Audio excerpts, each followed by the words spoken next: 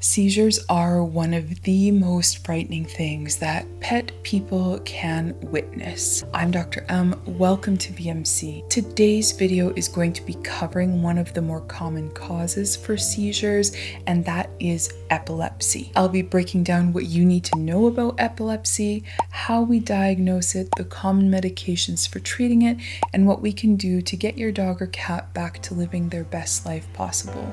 Join me, you'll learn something today.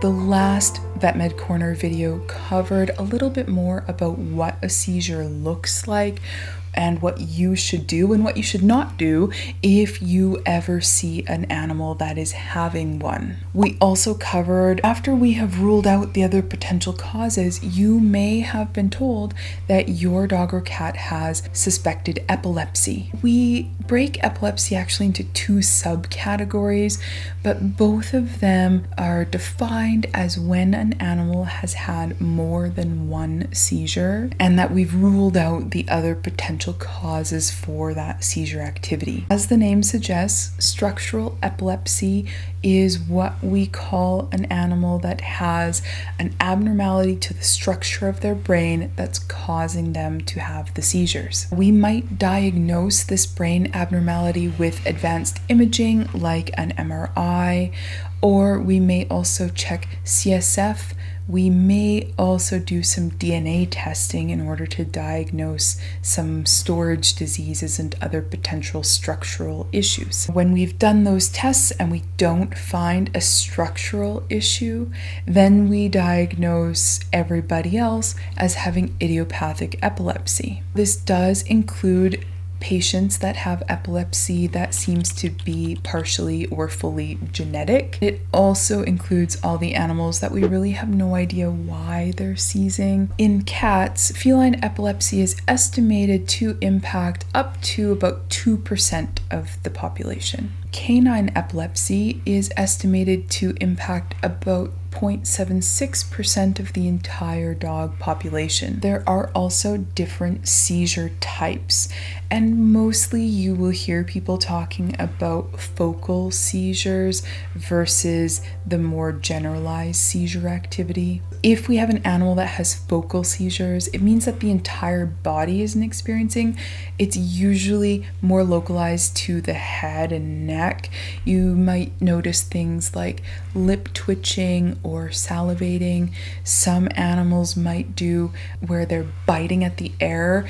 Sometimes people will call this fly biting. They might have facial twitching. They might have some behavioral changes. They might do some odd chewing or licking type behaviors. And in some patients, their seizure activity might start as a focal seizure and then become a generalized seizure. In a generalized seizure, the entire body is involved. If your animal is suspected of having epilepsy, it is recommended that you next consult a veterinary neurologist. This is because they will do a very thorough neurological exam, which can help us to localize where the issue might be originating from. And they might also recommend additional testing, like imaging the brain, or they might not recommend that, and they may tell you that idiopathic epilepsy is the most likely cause for your particular pet. So when we're discussing treatment, if there is a structural change that we see and diagnose,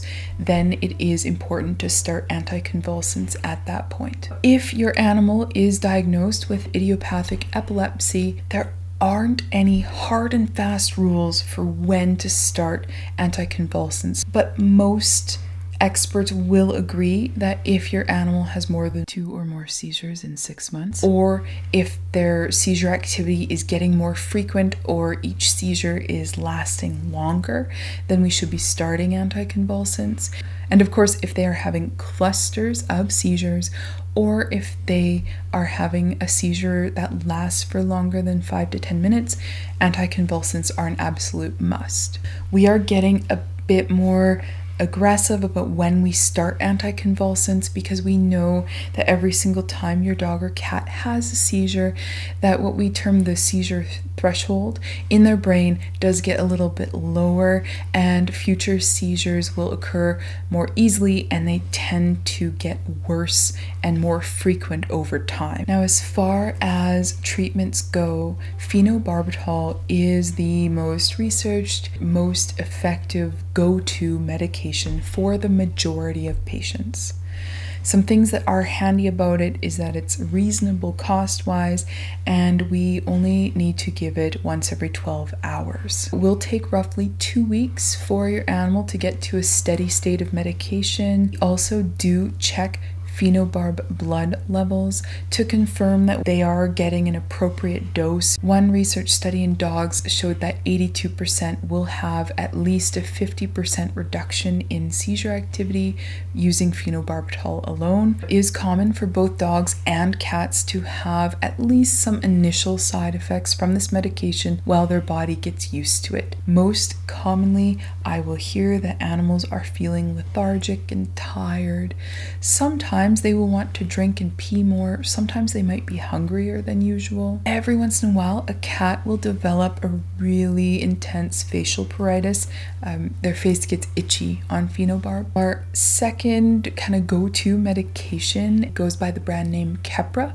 Most commonly, this is a medication that we will add to phenobarb if the animal is still having seizure. This medication does need to be given every 8 hours, which can be quite the challenge for people's schedules. There is an extended release tablet, but that comes kind of with some of its own challenges as far as dosing goes. These can be given every 12 hours. So in the situations where that's possible to use, it is handy. Now, it is important that Keppra is always given at the precise time it's meant to be, as it doesn't stay in the body for as long.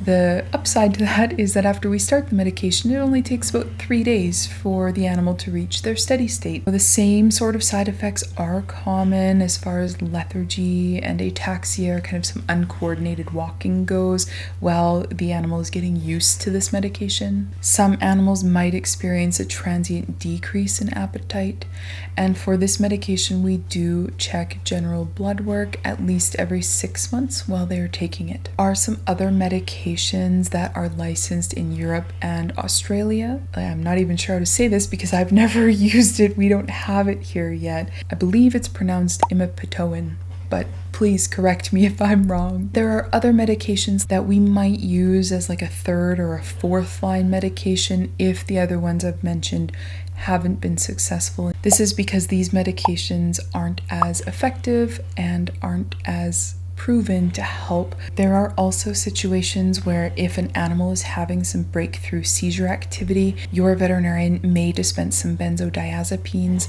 to send home with you, something like diazepam or midazolam, and we will generally teach clients how to administer these emergency medications per rectum. As far as long-term prognosis goes, a lot of patients do very well, and if we can get them into kind of a remission where they're not having seizure activity anymore, they tend to lead wonderful lives.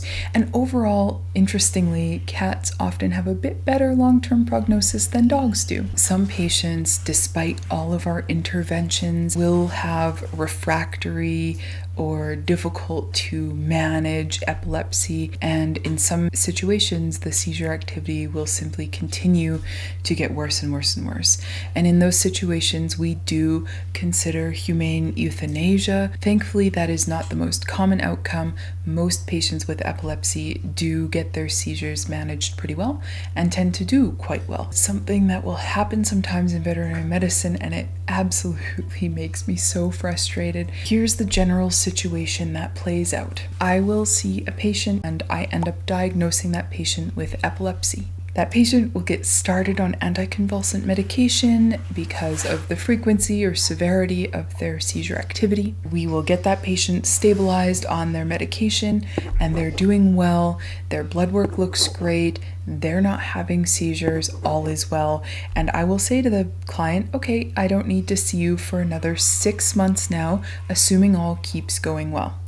And then that client will just kind of drop off the face of the earth. Eventually, they will come back into the clinic and they will say to me something to the effect of, well, they weren't having seizures anymore, so I stopped their medication. This is a very bad decision that this person has made. And let's talk about why. First, the reason that Fluffy stopped having seizures was because of the medication. That means that our treatment is successful, but if you remove the medication, the seizure activity is going to return. Epilepsy is not something that we cure, it is something that we manage. If they take anticonvulsant medication, they are going to need that medication for the rest of their lives. 2, abruptly stopping any of these medications is a terrible idea for that patient. These are medications that need to be very carefully weaned down. Do not ever stop these medications cold turkey. 3rd, stopping meds frequently results in worsened seizure activity for that animal, and these events can be a lot more challenging to control in the future. If we have the seizures well controlled, just keep doing what you're doing. Do not stop or change these medications without first consulting with your veterinarian or the veterinary neurologist. If you have a question or another topic you want me to cover in the future, please comment it down below. I love hearing from you, and I hope that you are able to have a wonderful week, and we will see you in the next video. Bye!